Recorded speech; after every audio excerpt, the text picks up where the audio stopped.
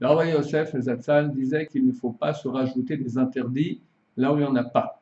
Pourtant, dans une de vos réponses, vous dites qu'au-dessus du Gan Eden, où se trouvent les Baal et Tshuva, se trouve le niveau des Hasidim, qui sont ceux qui s'interdisent ce qui est permis. Est-ce bien ou mal? Dans cette configuration, on pourra donc penser que les Baal et Tshuva n'ont pas le privilège de côtoyer, d'être proches des tzadikim. Est-ce cela? Non, il y a une petite erreur. Le Zohar Kadosh, il dit qu'il y a 6 niveaux dans le paradis. Les 3 derniers du bas en haut, le 4e c'est celui des tzadikim, des justes parfaits. Ensuite, plus haut, des Baal Tshuva, ceux qui ont fait des péchés, mais qui ont fait Tshuva sont repentis des péchés. Et enfin, le 6e plus haut, celui des Chassidim, ceux qui font plus qu'il n'en faut. Et les tzadikim ne peuvent pas, le Zohar rajoute que les tzadikim ne peuvent pas rentrer dans le 5e monde, celui des Baal Tshuva. Les Baal Tshuva sont beaucoup plus hauts que eux. Et Baal Tshuva, bien sûr, ne peut pas non plus rentrer dans le monde des Chassidim. Alors maintenant, votre deuxième question, enfin votre première question d'éducation était comment est-ce qu'on peut être chassid, comment est-ce qu'on peut rajouter des choses. Il faut bien comprendre. Il y a effectivement interdit dans la Torah de Bal Tosif ou Bal Tigra. Interdiction de rajouter une mitzvah ou une interdiction à la Torah, ou de retrancher une mitzvah ou une interdiction de la Torah. C'est d'ailleurs dans une grande grève que nous avons contre les chrétiens qui disent qu'ils n'ont pas voulu modifier, mais ils ont quand même rajouté ou retranché. Dès lors, la Torah n'est plus la vraie Torah.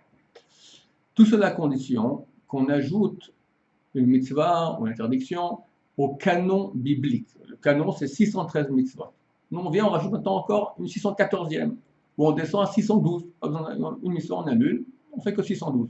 Là, on transgresse cet interdit de la Torah de rajouter ou d'enlever, de soustraire. Mais, néanmoins, la Torah nous dit une ordonnance, Ushmartem et Mishmarti. Vous mettrez une garde à ma garde. C'est-à-dire que Dieu interdit certaines choses, c'est sa garde. Il nous demande que nous mettions une garde supplémentaire à sa garde. C'est-à-dire des haies, des barrières que les sages d'Israël vont mettre pour éviter que les Juifs arrivent à l'interdit grave de la Torah. Par exemple, on n'a pas le droit de manger de la viande cuite avec du lait. Les sages d'Israël vont aussi ordonner vont aussi interdire la consommation de viande et de lait qui ne sont pas cuits ensemble, mais on les mange ensemble. Ou par exemple, ça ne concerne la Torah que la viande rouge, la viande bovine, la viande rouge, mais pas la viande de volaille.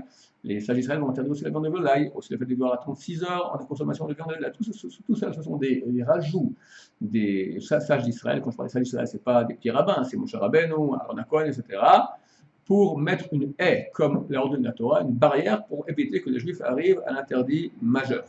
Du moment qu'on précise bien qu'il s'agit de décrets, des rabbins, on appelle des lois, on appelle ça des lois des rabbanan, il n'y a aucun problème. Le problème serait si on dit non, maintenant nous allons interdire la Torah aussi, par exemple, le poulet avec le lait. Là, ça devient l'interdit de Batosif. Tu as rajouté une mitzvah. Là, ça devient interdit. Mais si je précise bien, attention, non, je ne veux pas toucher le canon des 113 mitzvot, je rajoute maintenant des haies autour, je précise que ce sont bien des décrets des sages d'Israël, là, il n'y a aucun problème. Et nous avons l'obligation d'écouter ces décrets. Il est écrit dans le traité de Brachot que celui qui n'écoute pas ces décrets est passible de mort. Dieu nous en préserve pas de mort par le Bédine, de mort dans le ciel. Ça veut dire qu'il s'éloigne de Dieu, il est plus vulnérable aux forces négatives, aux forces de mort. Dieu nous en préserve. Amen.